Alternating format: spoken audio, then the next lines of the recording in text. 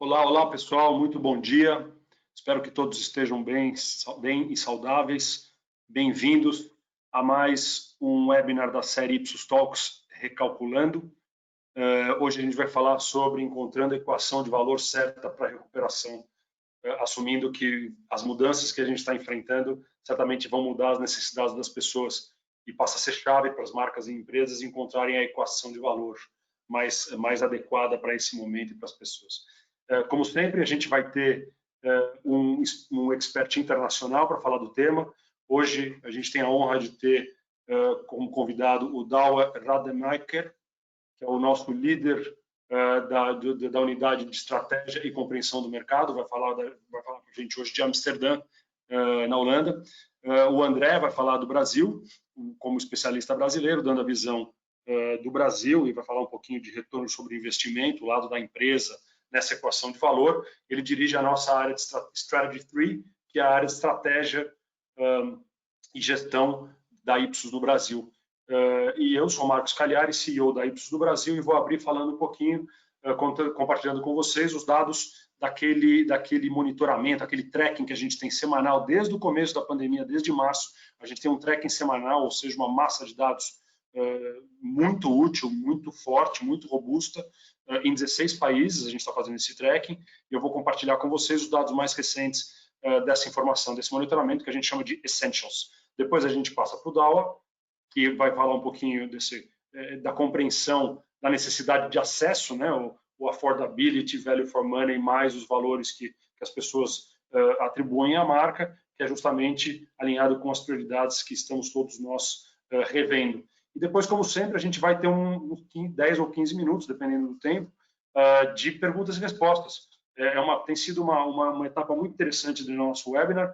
Por favor, fiquem totalmente à vontade. Aqui na plataforma, se vocês olharem no quadradinho, tem uma parte de perguntas. Coloquem suas perguntas lá. A gente normalmente não tem tempo de responder todas, mas a gente sempre responde, pelo menos um e-mail a gente manda. Então, vale a pena vocês, na medida em que forem aparecendo comentários, críticas, dúvidas, exemplos, coloquem, por favor, aí nas perguntas, que a gente, no final, com o Diego Pagura, o nosso CCO, a gente vai fazer essa rodada de perguntas e respostas. Entrando agora no perfil do mundo hoje, dado pelo nosso tracking Essentials, que é o nosso tracking semanal que analisa as mudanças por causa da Covid. O que a gente está vendo é que a gente está numa fase de transição que está se prolongando cada vez mais, já que a gente já começou com protocolos de abertura em praticamente todos os países, mas alguns já começaram a voltar, quer dizer, a gente já vê a famosa segunda onda obrigando as autoridades a rever os protocolos, e a gente vai ver também que tem uma característica muito interessante sobre a pandemia, que é perfis distintos, reações distintas, dependendo do local onde você está. Esta é uma crise eminentemente local, tanto é que as autoridades, por exemplo, no Brasil, dividem em micro-regiões, e as decisões são tomadas nessas micro-regiões. Então, este é um caráter muito fundamental para as marcas e empresas entenderem, que vai depender demais de quem você está falando, quer dizer, os grandes targets, os grandes segmentos, eles não servem mais, agora a gente precisa muito de uma visão mais micro. Entrando já nos dados que a gente tem dos Essentials mais recentes, a primeira informação que eu queria compartilhar com vocês é uma informação que o normal vai demorar mais. Quer dizer, cada vez mais a gente tem uma parcela maior da população achando que o retorno só vai acontecer em um ano ou mais. Basicamente, o que a gente quer dizer, o que as pessoas estão percebendo, é que o normal está cada vez mais distante. Possivelmente não será mais nem normal. Então, a gente está vendo esse longuíssimo prazo, né, que essa é a opção em que apresentava um prazo maior, é um ano ou mais, e aumenta o percentual de pessoas que falam, olha, não sei quando vai voltar isso, é só daqui a um ano ou mais. Basicamente, quer dizer, estamos muito distante da gente conseguir se colocar, se enxergar vivendo o normal. E, ao mesmo tempo, isso explica que a gente tem uma dualidade no desejo das pessoas muito fortes. O primeiro lado dessa dualidade é a necessidade de retornar à economia, aqui na linha azul. Ela começa a crescer um pouco mais aí nas duas últimas leituras, mas não se distancia, isso não acontece em detrimento da linha laranja, que é justamente que reflete a ansiedade da população. Pensar em retomar as atividades normais me deixa muito ansioso. Então, as duas coisas, a retomada da economia e a ansiedade, elas vão coexistir. e a gente vai ter que se acostumar com isso, pelo menos até uma vacina que seja 100% confiável e plenamente distribuída, o que não está parecendo que vai acontecer logo.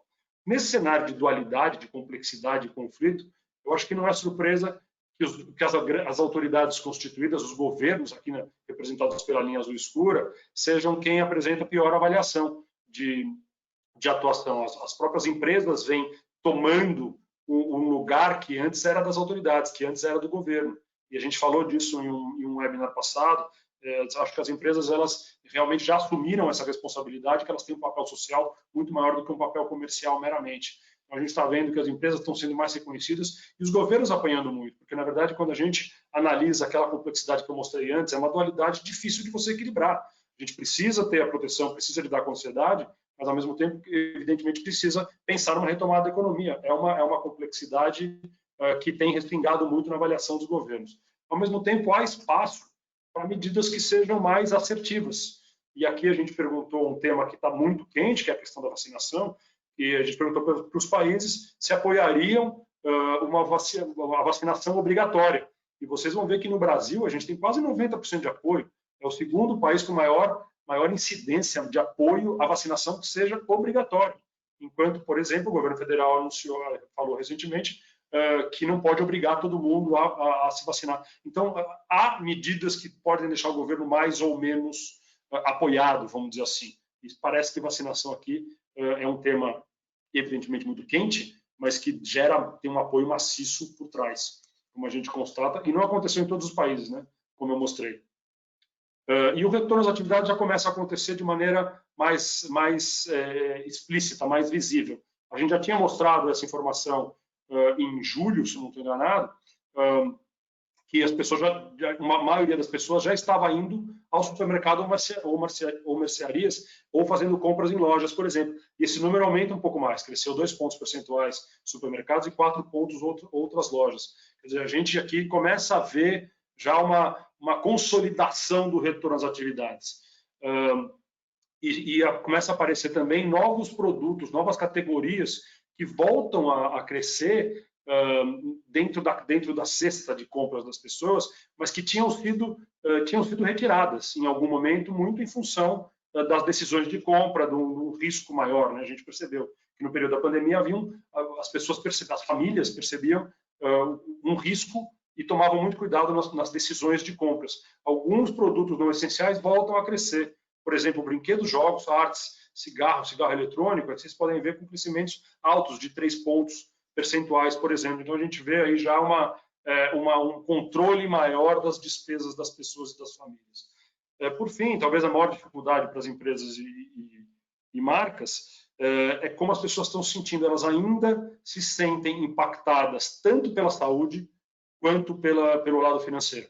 O Brasil apresenta só 17% das pessoas que se declara estável, tanto do lado financeiro quanto do lado da saúde.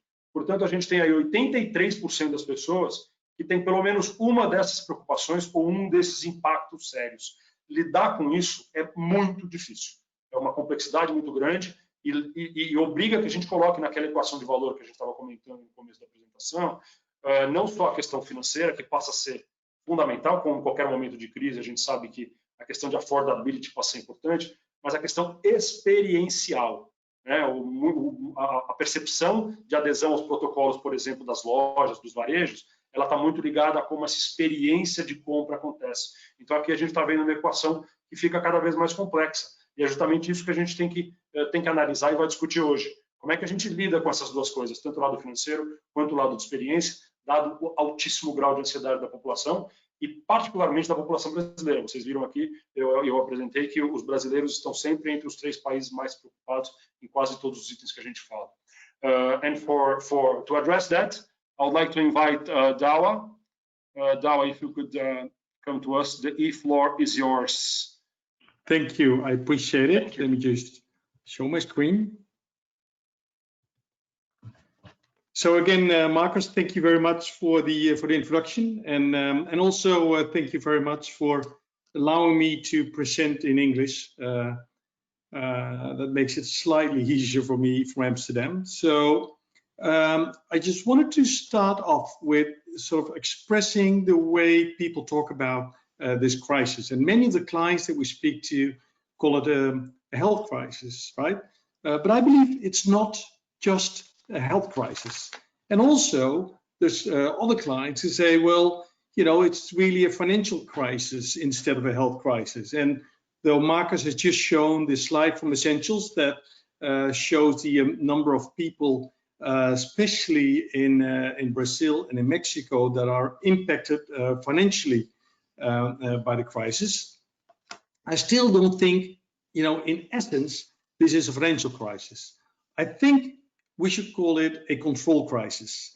I believe that if you look at the crisis that people feel they're in, yes, it's a COVID-19, but it's also in many other markets, other further expressions of the crisis, whether it's corruption, poverty, climate change. Look at the hurricane now in the southeast of the US and the fires on the West Coast. You know, the political elections issue in the US, but also in Hong Kong. So people feel with all these things happening around them that they are that they have little control over their lives, and it's really affecting their physical and their emotional health. Now, if you look, for example, at some other recent findings from this global essentials tracker, you know, you see that nearly 70% of the people in Mexico and Brazil, you know, are feeling that things are out of control.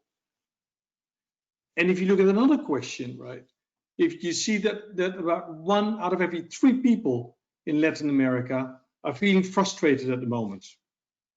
So there is clearly a lot of issues that people feel they cannot control what's happening around them. So what you do, you try to control your own life. You try to control these little things, your personal life that you're able to control, whether it is exercise or yoga, which you see a big uptick around the world, whether it's binge watching your favorite shows, or even shopping and looking for cheaper products.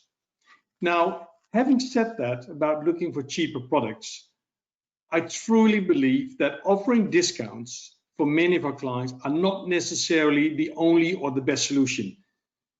When you look at, when you take this idea of a lack of control, it's important to go back and look at behavioral science principles to help understand what personal strategies people have to cope with these feelings of a lack of control.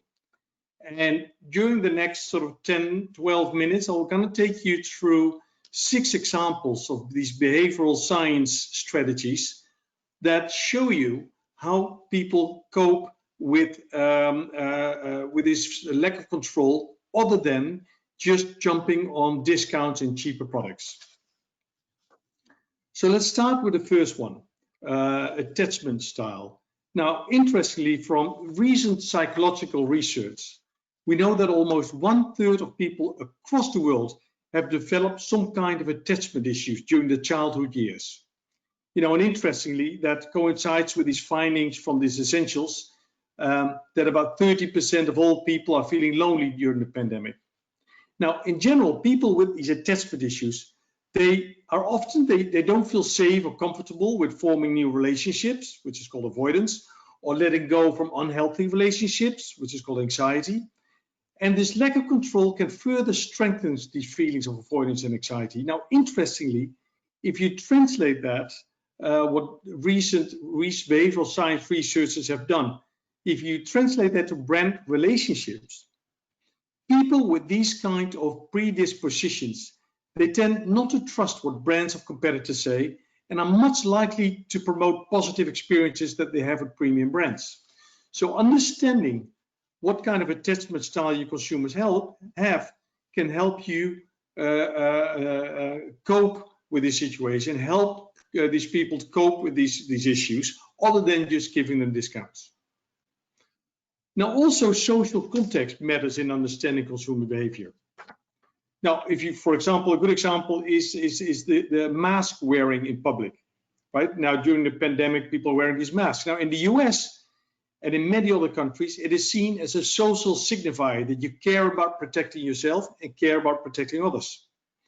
In some other countries, for example, in the Netherlands where I'm at, people that are wearing masks are seen as the probably carriers of the COVID-19 disease, and you should avoid them.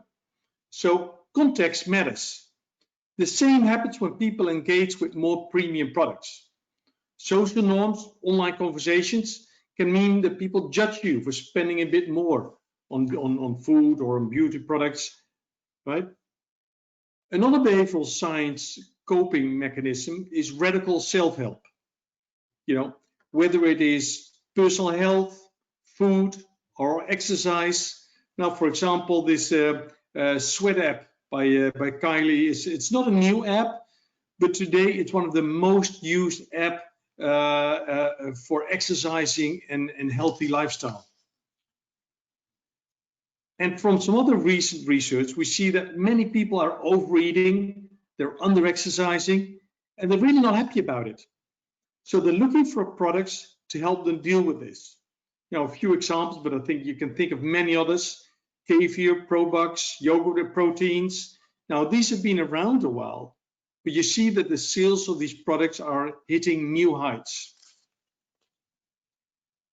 Now, another coping mechanism, we call it hedonic consumption, which really is that if you are unhappy and your financial situation is worse than it was before, you still desire these little indulgences, right, to find some comfort during these rough times. And you're willing to pay extra instead of less. You're willing to pay extra for these little indulgences. A good example is a recent launch of the Starbucks creamer, right? These are fancy creamers that you can put in your coffee and make it taste better. They're rather expensive. And many people are buying them and pairing these premium creamers with a real low-cost coffee brand at home. So the Starbucks creamer, they provide consumers with a way to indulge, but at an affordable price. So this is an example of Starbucks. Instead of giving discounts, they actually increase the price of some of the products by calling these affordable indulgences. Yeah, another example is Chilango, where you can make pizzas at home with ingredients of your favorite restaurants. Or an app that can sell amazing experiences that's offering entertainment for the family at home, right? This Whispered app developed into a stay-at-home portfolio of options with all these different experiences. And next one I just want to discuss briefly is called terror management theory. Now, during crisis situations where people find themselves in, people want to find, let's call it symbolic immortality, by being part of something that is bigger than their biological self, or provide the sense that one is part of something that will ultimately outlive the individual. Now, a good example is Nike. They are celebrating in their ad campaigns diversity, equal rights. They're embracing the BLM campaign, right? All giving people the idea you're part of something that is bigger than yourself. Now, consider how premium brands, or consider how your brands can build on these principles with an authentic story about building a better tomorrow or about building a better self. And another interesting data point is that you see that roughly 70% of the people in Latin America, they want to support local brands through this pandemic, and even willing to pay a little extra, but you know, we want to support the local economy with local brands. Now, a next one is also a really interesting one, called mental accounting, where people, they budget money into these mental accounts for particular purchases, like you save for a home or for certain categories like gas or utilities or beauty products. And these mental accounts, they act as a sort of self-control strategy, right? For example, you may be willing to spend thousands and thousands of dollars extra than you were considering to pay if you go out and buy a new house. But you're not willing to spend 10 cents extra than you have budgeted on a shampoo. And that is because your house is in a different mental bucket in which you're willing to pay extra if you have to. Now, you can play with that with those mental buckets. Like just as a few examples of companies that have successfully switched the products to a mental bucket where people are willing to spend a little bit more money. And actually what they've done, they've put them in a higher emotional bucket. Like for example, Ben & Jerry, right? It's not just an ice cream, but if you are part of the Ben & Jerry community, you help to create a better society and therefore willing to spend a little extra money. The Harley Davidson is an example that I feel personally very close with, because like 2 weeks ago, I bought my first Harley Davidson. For those who want to know, it's an Iron 883 Sportster, really cool bike. Now I know functionally there are bikes that are probably better, but you know, the Harley Davidson for me is in a different mental bucket. It's a lifestyle, and therefore I'm willing to spend more money on the product just because the Harley Davidson is in a different mental bucket than the other bikes are. And Airbnb also, right? Being part, it's not a hotel experience. You immerse yourself in the local experiences.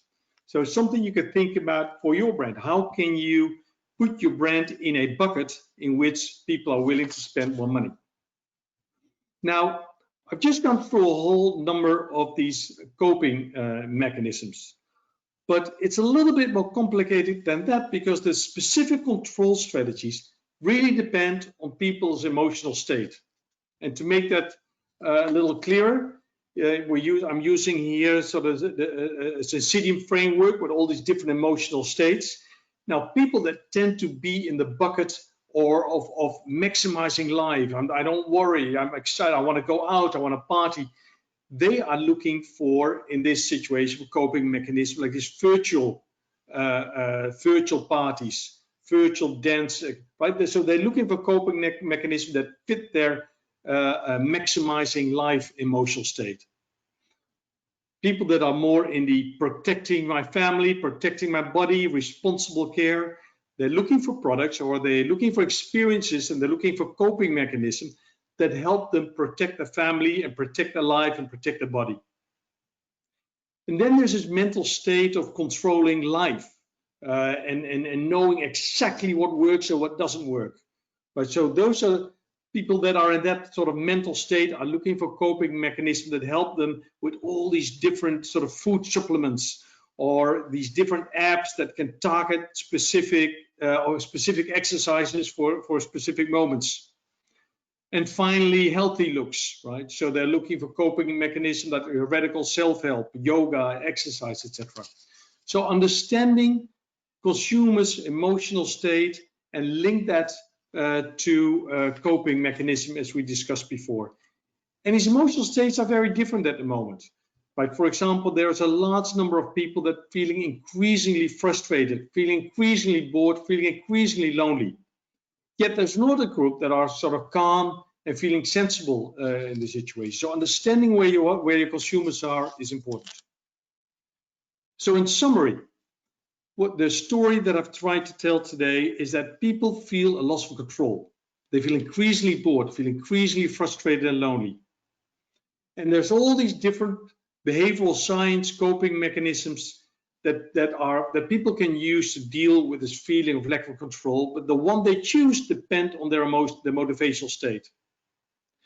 And brands need to understand these emotional states, the coping mechanisms, and offer a solution that help consumers with these mechanisms. And what I've tried to say is that quite often that does not mean discounts. There are a whole list of other things you can do instead of jumping on the discount bandwagon. Now, for example, a few that we discussed, you can reassure consumers how your brand addresses their specific control needs. You can manage the broader context and the social context and the discussion in which people choose brands. You can position your brand as an affordable indulgence. You can think how your brand can help your consumers drive in this radical self-care, whether it's health, or whether it is exercise, or whether it's food. You can connect to important values with an authentic story, and you can explore ways to reframe your premium brand to a higher order Maslow issue. Remember, if you put it in a slightly higher order issue, you put it in a different mental bucket where people are willing to spend more money. So that concludes the story. Thank you very much. And if there's any questions, I'm happy to discuss. Thank you.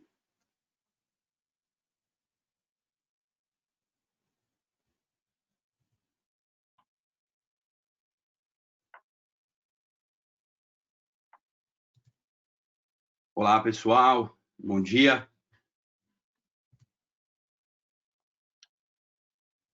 Sou o André, então, dando continuidade aqui à apresentação. Deixa eu só dividir aqui com vocês.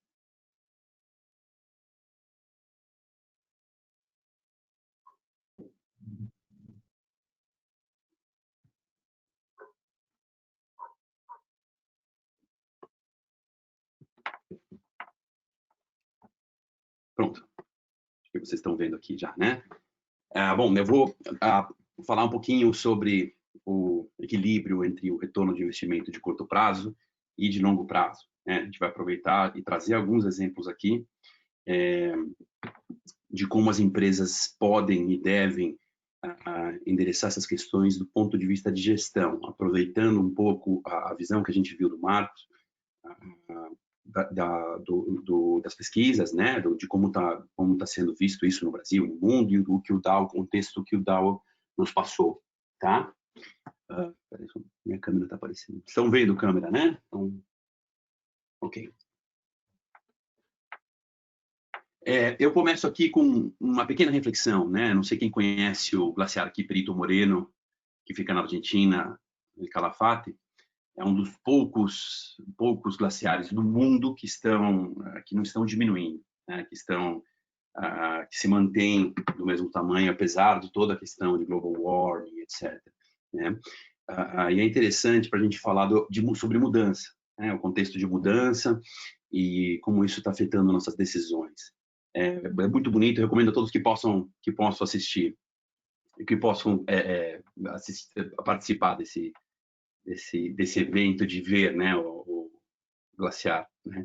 Mas o que é interessante aqui, quando a gente fala de mudança, John Kotter já dizia lá atrás, né, o iceberg is melting, nessa fábula que ele comenta do iceberg que está, enfim, tá derretendo, e o que as pessoas precisam fazer para mudar, para sair dessa situação. Imagina um glaciar como esse do Perito Moreno, né, e os pinguins tendo que tomar a decisão. Certamente eles vão ali evitar que o iceberg continue derretendo, vão tentar fazer o possível, mas até onde a gente consegue enxergar o que a gente faz, o efeito que isso vai ter no momento, né? Muitas vezes esse efeito não é naquele mesmo momento, demora anos para a gente perceber algum tipo de consequência positiva.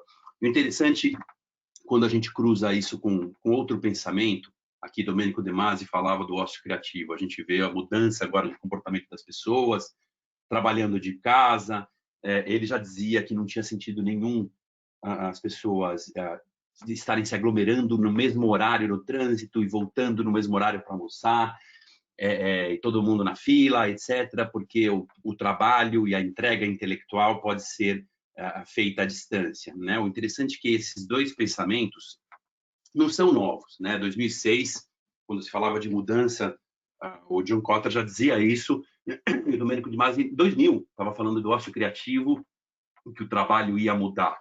Então, quando a gente fala de novo normal, né, esse conceito que a gente ouve bastante, a gente até questiona como, primeiro, que não tem nada de novo, quase, né, e muito menos de normal, né? Fica muito provado que faz tempo que as coisas não estão indo bem, né? Que o mundo está confuso, e agora, mais do que nunca, o mundo está confuso. Então, como nesse cenário a gente consegue tomar decisões que a gente consiga colher esses resultados no curto prazo e no longo prazo? Esse é um grande dilema, né? Então, quando a gente começa a conversar com as empresas nos procuram, os clientes perguntam para nós quais desafios a gente tem visto no mercado, e um dos grandes desafios é justamente esse, né?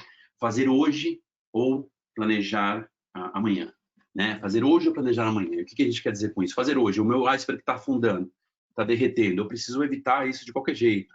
Será que o que eu vou fazer para evitar que esse iceberg derreta agora vai ter perpetuidade, vai continuar evitando isso no futuro, né? Vamos traduzir isso para a ótica da gestão. Então, o que as empresas têm feito hoje que é imprescindível, que é primordial? Primeiro, economia de recursos. Qualquer empresário, qualquer empresa que se viu na pandemia, a primeira coisa que teve que fazer é cortar custos, né? A gente teve que cortar custos, teve redução de jornada de trabalho nas empresas, redução de investimentos. As empresas falaram, agora a gente precisa segurar para ficar, senão a gente afunda, senão aí o iceberg vai embora de vez. né? As empresas precisaram inovar muito mais rápido, né? Então, todo aquele planejamento de inovação, de pipeline de inovação, agora ele tem que inovar, tem que lançar produtos novos. As empresas foram obrigadas a pensar em, como o Dal acabou de mostrar, né? Novos produtos, novos formatos, canais, se adaptando à venda online, as empresas de alimentação, restaurantes, se adaptando à entrega online, né? Fazendo delivery, pensando em novos públicos. Então, tudo isso virou imediato, né? O que aconteceu? As empresas também precisavam desovar estoque. Então, começou um movimento muito forte de promoções, de redução de preço, foco muito maior em marketing de performance, né? Então, aquele marketing que a gente consegue medir, que é o lado legal do marketing digital, a gente consegue ver conversão, quem viu, quem clicou, quem comprou, super bacana, e muito do dinheiro, do pouco dinheiro de investimento que tinha, foi para lá, né? E as empresas fazendo push. Agora é hora de empurrar, vender a qualquer custo. E qual que é a métrica para a gente ter certeza que essa estratégia teve sucesso? É vendas, né? Então, a vendas é uma métrica que ajuda, com certeza, a saber se a gente está fazendo bem as coisas no curto prazo, né? E planejar para amanhã. O que aconteceu é que num momento como esse, num contexto desse de novo normal, que não tem nada de novo, nem muito menos normal, né? Algumas iniciativas ficaram em segundo plano. Então, por exemplo, treinamento, né? As empresas falam, não posso fazer treinamento agora porque eu preciso cortar custos. É bem o contrário. Se eu for treinar e eu vou colher lá na frente, como é que eu faço, né? Ao invés de inovar rápido, né? As empresas que antes formavam tendências e gastavam tempo, né? Investindo em um produto que influenciasse a categoria, mesmo que esse produto não fosse relevante naquele momento, mas fosse relevante no futuro. Isso ficou em segundo plano. A construção de brand equity, que é o que a gente mais escuta de nossos clientes, essa pergunta, poxa, como é que eu vou garantir que eu estou construindo marca, né? Que minha marca continua saudável, que minha marca continua presente na mente das pessoas, se eu estou tendo que agora fazer promoções, eu estou tendo que agora fazer outro tipo de estratégia, né? Então, essa pergunta é outra que apareceu bastante, que fica em segundo plano num momento como esse. Também fica em segundo plano o marketing institucional, claro, porque é uma questão de sobrevivência. Eu preciso, se eu tenho $1 ou tenho R$1 para investir, eu vou colocar esse dinheiro hoje e não vou colocar em algo que me gere resultado depois e que, inclusive, eu nem consigo medir, né? Porque o marketing institucional, em tese, ele gera percepção, preferência, mas que existe. E o que isso significa? E a reputação corporativa, né? Que continua sendo super crítico para as empresas, né? Em função da transparência, do acesso à informação que as pessoas têm, mas investimentos em reputação, em proteger a reputação com os diversos stakeholders, também acaba até ficando em segundo plano em função da urgência, né, do momento, da emergência, né, que nós estamos enfrentando de contenção de custos, de stay afloat, né, que o iceberg não afunde de vezes e demore mais tempo para afundar. E a pergunta é essa, né? Por que as empresas acabam, então, priorizando curto prazo? Eu acho que se nós fizermos uma reflexão, todos nós que estamos aqui, é muito provável que todos nós cheguemos à conclusão que todos estamos priorizando curto prazo, né? Por necessidade.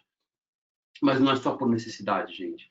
A priorização do curto prazo também ocorre pela falta de uma métrica que consiga comprovar, né, para os empresários, para a gestão, que planejar amanhã, hoje, né, planejar amanhã, também gera resultado. Então, como eu provo isso? Essa é a grande pergunta que a gente vai trazer um pouco de luz aqui na discussão para vocês, né? Então, como eu consigo equilibrar esse investimento que é fácil de medir, né, que eu investo hoje, vendo, coloquei anúncio no Google, vendi, coloquei anúncio no Facebook, vendi, né? Será que eu construí marca? Será que isso foi em detrimento de marca? Fiz promoção, abaixei o preço, vendi para caramba, né? Qual é o risco de eu manter um market share, né, com um preço menor ou aumentar o market share? Existe risco? Será que eu estou perdendo valor? Então, como que a gente equilibra essa equação, né? E aí que a gente entra com a metodologia de ROI, né, Return over Investment, o retorno do investimento de curto prazo e longo prazo. Precisa de um equilíbrio. Então, a gente precisa de uma métrica comum, né, para entender os efeitos que nossos investimentos de curto e longo prazo vão ter, tá, na companhia. Então, vamos começar aqui explicando para vocês o básico, né? Que é uma curva de venda. Então, a gente tem aí nessa curva de vendas, a gente pega aí 36 semanas, o histórico. Vocês veem ali que tem uma queda na semana 26, né? E o que a gente vai fazer, o que essa metodologia faz, na lista, a gente vai entender a decomposição dessas vendas, né? Em função do que a gente faz. Então, um primeiro output, um primeiro resultado de uma análise como essa, por exemplo, tem 4 iniciativas ali. Eu fiz digital, né, que é a iniciativa 1, eu fiz TV, eu fiz marketing de performance no Google, e na iniciativa 4, e percebi que tem um tremendo boom de vendas aí. Né? Vocês podem ver o quanto das vendas vieram em função disso. E quando eu paro de fazer investimentos na semana 26, né, as vendas também despencam. Qual que é a grande reflexão que fica aqui? A gente consegue, de novo, mostrar o efeito no curto prazo, né, do que essas ações estão gerando. Mas o efeito no longo prazo, que é essa parte que está embaixo, aí, né, que é a barra maior, a barra azul clara, né, o azul quase cinza. Então, esse é o que a gente chamaria do equity, isso é o que fica se a gente deixar de fazer investimentos, né, que é o baseline. Do ponto de vista estatístico. Do ponto de vista de gestão, vamos ver o que acontece se a gente não investir nada. Será que a gente consegue vender? Será que nosso produto comporta uma margem, comporta um volume, ele segura um volume mesmo sem investimento, mesmo no momento onde as pessoas estão fazendo economia? Né? E será que se a gente não fizesse, a gente continuaria mantendo essas vendas? Então, isso é importante porque aí já começa a ter o conceito de longo prazo, né? Se a gente não pode ter um modelo excessivamente dependente de curto prazo, porque é um modelo insustentável. E o que a gente percebe é que muitas empresas que têm comprovado o resultado de vendas no curto prazo estão fazendo isso em detrimento do resultado de longo prazo. Eu vou dar um caso para vocês, de alguns anos atrás que nós fizemos, da indústria automobilística. Era uma empresa que fez um modelo desse e percebeu, e isso bons anos atrás, né? Percebeu que aí o ROI, né, o retorno da iniciativa, a iniciativa 4 era jornal, e vendia carro pra caramba, vendia muito carro. E aí eles pensaram, em função desse modelo, vamos colocar todo o nosso budget em jornal, né, porque é aí onde vende carro. E quando a gente fez esse modelo, a gente entendeu que o investimento em jornal, embora fundamental para a venda, né, sem dúvida nenhuma, uma correlação muito grande entre o cara que leu o jornal no domingo e a venda que foi gerada na segunda-feira, esse investimento estava associando a imagem da marca muito a preço, a promoção, esse investimento, embora gerasse resultado de curto prazo, né, ele fazia isso em detrimento do resultado de longo prazo, porque ele estava destruindo o equity dessa marca, de tal forma que cada vez mais a percepção dessa marca era puramente de preço. Então, imagine a tentação do gestor de olhar um resultado desse e falar, não, olha aqui o resultado de vendas, né, vamos olhar só o curto prazo, e o risco que isso tem de destruir valor no longo prazo. Principalmente porque essa venda gerada no curto prazo não aconteceu só em função do jornal, como esse exemplo aqui. Ela foi construída em diversos momentos com o marketing mix, né, que tiveram papéis diferentes na geração dessa venda, né, que não estão diretamente correlacionados no momento da venda, mas construíram o equity necessário para que essa venda se concretizasse. Então, é isso que a gente fala de entender o efeito no longo prazo também, né, desses investimentos. Por quê? Porque os meios, eles têm papéis diferentes. Isso é básico até, né? Não tem nada de muito novo aqui, mas se a gente olhar o funil de compra, é claro que Internet Search, né, Google, etc., está muito relacionado com a venda, né? Mas teve o papel dos patrocínios, papel dos anúncios que a gente fez em TV, papel do branded content, dos anúncios em print magazines, etc., né, que vão construindo atenção, né, vão construindo amplitude, atingem mais pessoas, constroem a demanda, não necessariamente geram a venda ali no curto prazo, mas esse equity que foi gerado ali tem que ser capturado, né? E é isso que o modelo precisa explicar e é isso que a gente explica, né? Então, eu faço ali um investimento no curto prazo, né? Eu faço investimento em 2, 3 semanas, e se eu for medir só o que eu capturo no curto prazo, né, eu estou fazendo uma análise que é míope, né? Eu não estou vendo todo o resultado disso, porque existe o residual daquela ação. Mesmo uma ação de promoção, né? Mesmo uma ação de preço, pode ter um residual positivo ou negativo no longo prazo e no médio prazo. Então, eu tenho que olhar todo o período, eu não posso olhar só aquele momento que eu fiz o anúncio e não posso também ter a régua do resultado que é só de curto prazo. Então, como que a gente equilibra isso, né? Como que a gente equilibra os meios? E a segunda pergunta é como a gente equilibra a estratégia da marca, né? Porque a maior tentação, como o Dow acabou de mostrar, e falou muito bem, né? Que promoções podem, preço, etc. Preço está muito associado à venda. Se eu baixar o preço, é fato, eu vou aumentar o volume, né? Dependendo da elasticidade, mas eu vou aumentar. Se eu falar mais do produto e não falar de marca, também pode ser que eu tenha um aumento de vendas. E se eu falar só de marca, quer dizer que eu não vou vender nada? Então, eu não vou falar de marca, e é isso que acaba acontecendo na maioria das empresas, né? O foco no curto prazo. Então, como que eu justifico para a gestão, como eu justifico para o conselho que eu tenho que ter um equilíbrio entre todas essas variáveis, né? E é isso que a gente vai falar um pouquinho aqui. Então, como que a gente entende esse valor de longo prazo? Vamos pegar aqui o exemplo da Coca-Cola. Né? A Coca-Cola, se a gente fizesse o processo de decisão das pessoas, né? Por que elas escolhem Coca-Cola? Aí sairia lá em pesquisa que elas escolhem pelo sabor, pelo preço, facilidade, exposição, ponto de venda e confiança. Eu suponho, né? Com tais pesos ali, sabor pesando mais. O exercício hipotético que a gente faz para entender, né, esse efeito. O que aconteceria se a gente vendesse exatamente o mesmo produto sem a marca? Né? Então, se você dá uma Coca-Cola para uma pessoa, ela fala, nossa, essa aqui é nota 10 o sabor. Você dá a mesma Coca-Cola, ela dá nota 6, né, para o sabor. Então, esse delta de 4, a gente assume que é 40% de marca na percepção de sabor. E vejam que eu perco confiança e perco o sabor, mas eu mantenho o preço, mantenho facilidade, mantenho exposição, porque são tangíveis. Então, o efeito que a marca tem no processo de compra, né, se comprova aí nesse exemplo, né, a gente pode dizer que Coca-Cola tem aí um percentual, a marca Coca-Cola, esse ativo, esse nome Coca-Cola tem um percentual de influência na decisão dos clientes, né, que se eu não investir nesse ativo e não tiver um posicionamento claro, e não for só de curto prazo, longo prazo, eu perco esse valor. Eu poderia continuar vendendo o mesmo produto, mas eu perderia esse valor.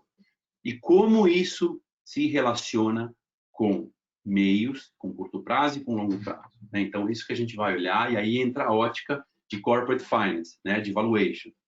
Então, quando a gente fala de valor, qual que é o bottom line? O bottom line não é nem o lucro, né? As pessoas costumam achar que é lucro, não. O lucro, eu gero um lucro, mas tem um capital investido para a geração desse lucro, né? E ao se descontar o risco desse capital, eu tenho ali o lucro final, que é o intangível, economic value added, são diversos nomes que se utilizam no mercado, né? Então, esse é realmente o bottom line de um business que é bom. E esse business a gente consegue chegar no valor que é o business value. Então, tem o valor do negócio e parte desse valor é tangível, que é produto, é o equity, parte é intangível e uma parte é marca. Então, a gente consegue comprovar, né, que a marca, esse ativo, esse investimento em posicionamento gera valor para o acionista. Essa é a primeira e fundamental régua que a gente tem aqui, que é o bottom line. Eu vou dizer que os meus investimentos vão gerar mais ou menor valor. Se eu fizer um bom posicionamento, uma boa arquitetura de marcas, se eu fizer uma boa inovação, se eu fizer uma boa comunicação, um copy bacana, tudo isso tem que gerar resultado para o acionista, né? E esse cruzamento entre as métricas de preferência, métricas que antes não viravam dinheiro, agora viram dinheiro. A gente consegue colocar valor nessas métricas, né, para ajudar as empresas na tomada de decisão e no equilíbrio entre os investimentos. Então, qual que é esse ciclo? Se eu entendo que a marca gera valor para o acionista, né, que gera valor para a empresa, se eu entendo que eu tenho que posicioná-la, e se eu entendo que, ao posicionar em diferentes meios e trabalhar diferentes meios, e cada meio tem um papel diferente na geração de compra, na geração de atributos, eu consigo medir os impactos que eu posso ter de determinado meio num atributo, como, por exemplo, o sabor. Pode ser que, se eu fizer muito anúncios em um determinado meio, eu perco a percepção de prestígio, né? Se eu fizer um patrocínio, que é um patrocínio de um show super bacana no Rock in Rio, eu vou ganhar ali atributos associados a esse patrocínio, e isso vai influenciar a decisão de compra, por mais que eu não venda produtos ali necessariamente no patrocínio, mas mexe no equity. Então, se mexe no equity, a gente consegue comprovar que mexe no valor, e a gente consegue isolar o valor gerado pelo investimento em TV, o valor gerado pelo investimento do patrocínio, ou qualquer touchpoint que seja, inclusive treinamento. Eu consigo medir o valor gerado por treinar as pessoas. É possível, é possível. Eu vou medir isso no longo prazo, no efeito que isso tem no processo de compra e nos intangíveis da empresa, né? Então, esse aqui é o ciclo que a gente determina, e a régua, a final, qual que é a entrega final, né, de um modelo como esse, quando a gente atinge o equilíbrio do marketing mix. A gente não está dizendo aqui que não tem que fazer curto prazo, né? A primeira mensagem foi isso, é sobrevivência. As empresas precisam sobreviver. A gente está dizendo que é preciso equilibrar curto prazo e longo prazo e ter uma régua comum para poder medir os dois, né? Então, como a gente faz isso? Entendendo o impacto no curto prazo, que é modelando as vendas na TV, e nesse exemplo aqui ilustrativo, digital, por exemplo, está gerando um super resultado no curto prazo. Bacana, né? O mesmo investimento está perdendo valor no longo prazo, porque suponham neste exemplo aqui, o que a gente está fazendo no digital está associando a marca muito a preço e as pessoas não estão escolhendo em função de marca, estão escolhendo em função de preço. Isso não é sustentável no longo prazo, eu perco valor. Por sua vez, TV, que não está gerando nada aqui no curto prazo, está gerando pouco, está gerando muito mais no longo prazo, né? Exemplo. Assim como patrocínio, não vendi nenhum produto por ter feito aquele patrocínio, né? Mas geria um super valor legal de brand equity. E esse valor está aqui. Então, na verdade, a régua correta para a gente medir os investimentos, todos os investimentos, é a soma dos dois. É o que eu gerei no curto prazo, né? E é o que eu gero no longo prazo, que é a soma aqui disso. Esse é o benefício econômico gerado por cada meio. Agora, o que falta é muito simples, o cálculo é pegar o investimento que eu fiz em cada meio e entender ROI, né? Ou seja, eu ganhei aqui 4,5 dinheiros e investi 2, suponho, né? Perto de 2. Então, aqui, para cada dólar que eu coloquei, eu ganhei 2, né? Na TV. Em print, eu ganhei meio. Aqui em digital, eu ganhei 1,5. Né? Então, a tentação, se a gente olhasse o curto prazo, é achar que digital, neste caso, tem retorno maior e vou colocar todo o meu budget aqui. Errado, porque eu vou gerar vendas no curto prazo e pode ser que eu perca resultado no longo prazo. Né? Então, o que a gente faz com isso, mais do que chegar num ROI e dizer, olha, bacana, deu efeito, todos os investimentos que nós fizemos geraram ROI de tanto, é redistribuir o budget de comunicação para o próximo ano. Então, a gente não vai mais fazer uma história, aqui eu investia tanto e tanto, vou continuar. Destrói esse budget. E a gente começa do zero e vai dizer, se a gente colocar 25% em TV versus 20% que era antes, e diminuir um pouco o digital de 42 para 40, o efeito em valor para o acionista é de tanto. E isso é a métrica que a gente precisa para poder tomar a decisão de investimentos. Não tem outra, né? As outras métricas são meios para a gente chegar nessa métrica que é final, que é valor. E a gente precisa dos meios, a gente precisa entender impacto em equity, preferência, market share, né, top of mind, todos os indicadores juntos vão nos dar, são insumos para a gente chegar nesse tipo de análise. Né? E a mesma análise a gente vai fazer para os drivers. Então, aqui a gente pode dizer como equilibrar os meios. E como eu equilibro a mensagem? Como eu equilibro o meu posicionamento? Qual é o posicionamento ideal da marca? Eu falo só de preço? Esquece os meios agora. Né? Eu falo só de preço, eu falo de marca, eu falo de produto, falo de qualidade, falo de facilidade de encontrar. Vocês podem nos ajudar a entender isso? Então, é isso que a gente tem sido muito chamado pelas empresas ultimamente para entender o efeito que trabalhar em qualidade pode ter no curto e no longo prazo. O efeito que trabalhar em confiança pode ter no curto e no longo prazo. Como a gente sabe o valor presente, né? A gente sabe o valor, o caso base, o valor atual, a gente consegue, então, quantificar essas oportunidades. A gente consegue entender que se eu for pelo lado da confiança, eu vou agregar de valor de negócio 6,7 milhões. E essa é a construção de business case que eu preciso. Então, se eu vou ganhar 6,7 milhões, quantos milhões eu posso investir, né, nessa oportunidade 1? Quanto eu posso investir na oportunidade 2? E aí que está a priorização da tomada de decisão, com base em valor para o acionista. Né? Essa tem que ser a métrica, gente. É a métrica que vai vai poder dar um norte, mas com menor risco. E é claro que é um modelo. Claro que isso é um modelo que está sujeito e tem suas debilidades como qualquer modelo, mas hoje é o modelo mais próximo que existe de explicar e de reduzir o risco da tomada de decisão em investimentos, né? Fazendo esse equilíbrio. Então, voltando aqui ao que a gente falou no início para vocês, né? Como ter a régua comum. A régua comum é o valor financeiro, né? É o valor financeiro de curto prazo e longo prazo. A gente, através do valor financeiro, a gente consegue entender se a economia de recursos que a gente fez gerou resultado sustentável, né? Gerou caixa, a gente ficou vivo, mas esse caixa é sustentável, né? A gente consegue entender se essa inovação, esses produtos que a gente saiu lançando, né, com velocidade, se eles são sustentáveis, se as promoções, por mais que tenham um efeito no curto prazo, podem ter um efeito no longo prazo, se esse marketing de performance sozinho se sustenta, ou se a gente tem que equilibrar melhor o marketing de performance com o marketing institucional, se o push que a gente tem feito só de empurrar é suficiente, ou se a gente também precisa fazer o pull, né, que é o consumidor puxa a cadeia, né? E claro que isso vai demorar mais tempo, que é de longo prazo, mas se a gente tiver um modelo, né, que explique os dois de maneira transparente, né, e com insumos, evidências fortes, sobretudo de pesquisa que a gente tem que ter, porque o que a gente está fazendo é mapear, né, o equity das marcas na mente do consumidor, né? Então essa é a premissa, né? A premissa não é só vendas, né? Não é só cruzar dados estatísticos ali, vendi e aqui investir, que efeito isso tem na percepção das pessoas e que efeito a percepção das pessoas tem na geração de valor financeiro. Esse é o ciclo que a gente precisa fechar quando a gente fala de equilíbrio da equação de valor, né, para o consumidor e equilíbrio da equação de valor para o acionista.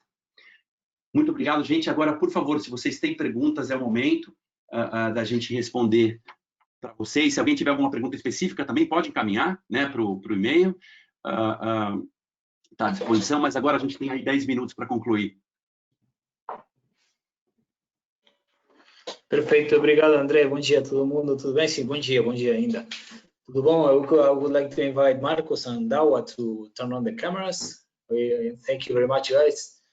Very interesting, critical moment we see in the recovery of the economy, and despite this recovery, we see still a lot of challenges the population is facing. Both Marcos and Andre has shown a lot in terms of the Brazilian context, and Dawa has been great in showing this different mechanism the companies can use to better engage and create this bonding with this consumer during the pandemics and also for after the pandemic. So I'm just gonna switch to Português por um segundo. Pessoal, vocês podem continuar incluindo as perguntas ao longo do debate, que aí eu tenho um painel aqui do lado onde eu consigo enxergar as perguntas. Não se preocupem com a quantidade de perguntas, que também às vezes a gente não costuma ter o tempo suficiente de responder tudo, mas aí a gente pega depois disso e faz uma devolutiva, se for individual, e se não para todos os interessados também com um ponto de vista. The first question I have here, I'm going to do it in English because it has a lot to do with what Dawa was saying. Is this difference between affordability and the value equation, and we have seen a lot of different ways of providing, as you were suggesting, affordable indulgence and many other things. And many of these different strategies will somehow impact on the current existing or not brand positioning and strategy. So how do we see this evolving? Is this the time the brands need to reflect about brand positioning as well, given these different mechanisms that we have to address right now? Is it a way that brand positioning can change totally and the brand becomes something new? How do we think about this going forward for the brands, whether they have a strong position already built or a big opportunity, to go to the market in doing this? Yeah, thank you, Diego. I think it's a good question. It's partly, I believe, also a rhetorical question, of course, since all the brands are changing their strategy rather quickly now.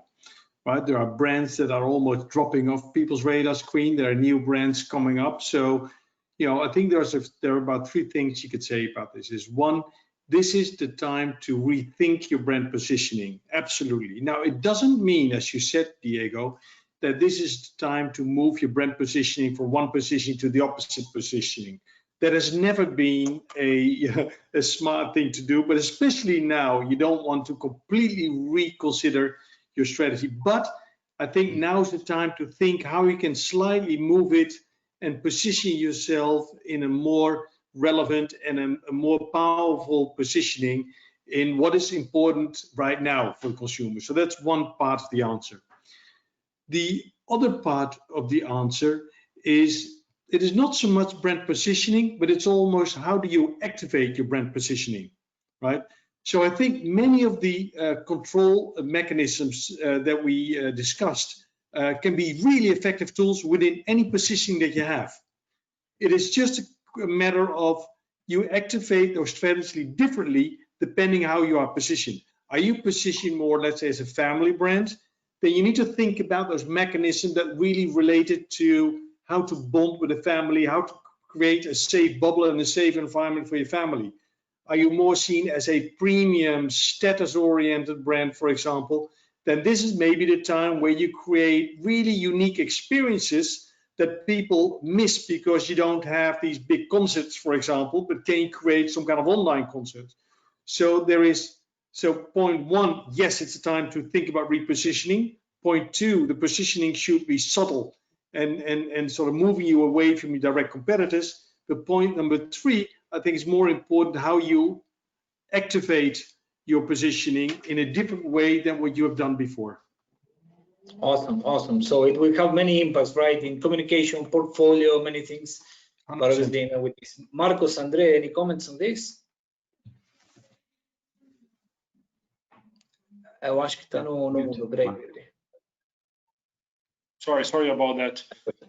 We were sought for several clients that are actually seeing difficulties in exactly that, in finding the relevance in its current positioning. So they would consider, let's turn this around, and it is more about how do you activate. Of course, you need a relevant position. If you don't, really go back to the beginning of the board, but the activation becomes even more important. It's very unlikely that the position is irrelevant at this time. If you have a good position, it's normally relevant enough for you to be able to activate it. So again, just to reinforce the activation bit. Awesome. Andre, would like to compliment? Okay. Very good. Another question here has to do with the Brazilian reality. I'm going to switch this to Portuguese a little bit. E é sobre a composição social, né, brasileira. E a gente vê ainda uma porção brasileira sendo muito impactada, né, financeiramente. A gente não sabe o quanto esses impactos vão durar. E esse conceito de value for money, a pergunta é, ele é diferente para cada segmento? Ele tem um significado diferente, uma maneira diferente de ativar? Esse ponto é muito bom. Eu acho que eu até comentei isso no começo, que eu acho que as grandes segmentações, aquelas mais fáceis, demográficas e por região, elas estão completamente ultrapassadas nesse conceito.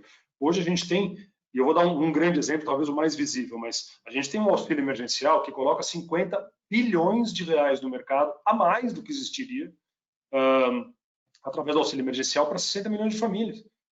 Então, esse tipo de nova informação, ele tem que ser considerado em qualquer segmentação que a gente considerar na estratégia, né? Ele tem que ser levado em conta.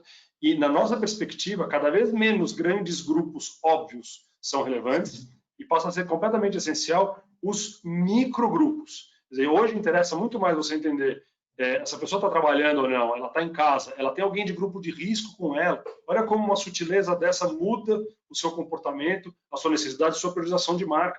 Quer dizer, passa a ser muito mais fundamental, ou a questão da ansiedade, passa a ser muito mais fundamental a compreensão individual, quase individual mesmo, o micromarketing, no sentido de você entender quais as novas prioridades, as novas necessidades, do que as grandes segmentações. Então, certamente ela afeta diferente as pessoas, certamente, não tenho a menor dúvida disso, mas não da maneira óbvia. Não é mais quem ganha menos vai ser mais afetado, por exemplo.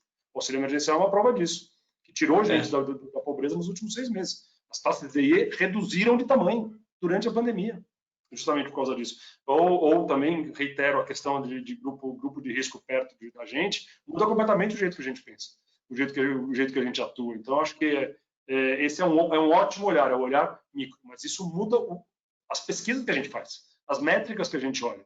A gente precisa de um novo arsenal aí. Marcos, você estava vendo aí, quando você fazia a primeira apresentação, né, a porcentagem alta também de pessoas a favor de uma vacinação obrigatória em massa, né, no Brasil, mas ainda tem uma porcentagem que não.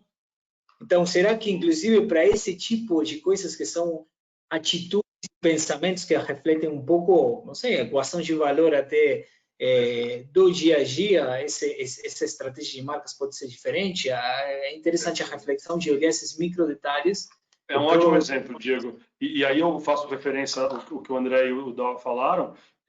Para você alterar comportamento, você precisa pensar na ciência comportamental. Como é que as pessoas encaixam a sua forma de pensar e o seu valor, onde é que elas colocam mais valor. Não tem mais como fugir disso. E eu acho que hoje avançou-se muito na compreensão de ciência comportamental. Falo sem nenhuma modéstia aqui que a Ipsos é certamente uma das empresas que mais evoluiu nesse sentido, mas isso passa a ser importantíssimo nesse exercício. Esse de segmentação não é um exercício demográfico mais há muito tempo. Ele é um exercício comportamental. Excelente, excelente. A gente passa um pouco. Posso completar bem rápido? Sim, pode, desculpa. O ponto do Marcos é a questão da customização, né? Antes a gente falava de poucos mercados com milhões de pessoas e one size fits all para o branding. Eu faço uma coisa e agora são milhões de mercados com poucas pessoas. Então não é só demográfico, é comportamental, são atitudes. Então a marca é obrigada a customizar sua proposta de valor, né? Até fazendo a ponte aí com a questão da relevância da proposta de valor. Eu vou ter que customizar mais do que nunca. E para customizar eu tenho que entender quem são os mercados, quais são as atitudes, o que está mudando. Sim, excelente. Bom, a gente passa um pouquinho de tempo, mas eu acho que tem uma pergunta aqui. One last question that is worth asking. I think that any point of view from any of you will be very much welcome. And it's very much related to the last part from André, but it touches into all the presentation about this stress that we see in the short and long-term investments. So we are talking a lot about, combining these short-term strategies, but also with things that will impact the companies and the brand in the long term as brand positioning. How do we see this equation going on across the different sectors? Because it might not be the same need, in a food company than in a telco company, or yes, I don't know. So what is your point of view in how to build this equation, short, long term, for the different type of businesses? Right. I don't know. Andre, you probably want to start, Andre, right? Because you were talking about, I can build, but why don't you start? Okay, absolutely. So yes, the dynamics might be completely different from category to category, especially those that are more sensitive to short-term investments. For instance, fast-moving consumer goods, right? If I keep pushing and the equity is already built, I would say in the minds of consumers, there's no damage in focusing more on the short term. But there are also categories in which the experience and service, and it's a more continuous relationship with the touch points that we need to have them orchestrated. And this orchestration of touch points demand long-term thinking. So indeed, it's a different dynamics from category to category. Yeah. So if you allow me to build on that for a few minutes, I know we're running out of time, but because I had this discussion over the last week with a really big telco company in Europe, and they said to me, well, in general, they're always building this long-term strategy because the churn is you don't have big churn, but they said, unfortunately, our problem now is we have so much data.